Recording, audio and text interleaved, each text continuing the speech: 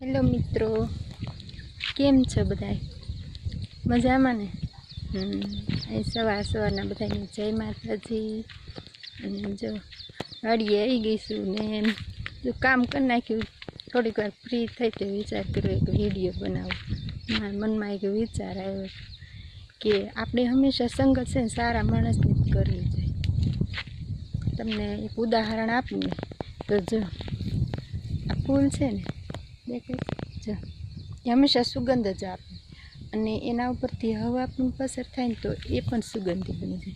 એ રીતે આપણે પણ જો સારા માણસોનો સંગત રાખીએ ને તો આપણે પણ ફૂલની જેમ જ મહેકતા રહીએ અને આપણામાં પણ સારા જ વિચારો આવે. હા, ખરાબ વિચારો ન આવે. અને તમે જોજો ખરાબ માણસનો સાથે સંગત કરશો ને તો એ માણસમાં પણ ખરાબ જ વિચારો આવશે.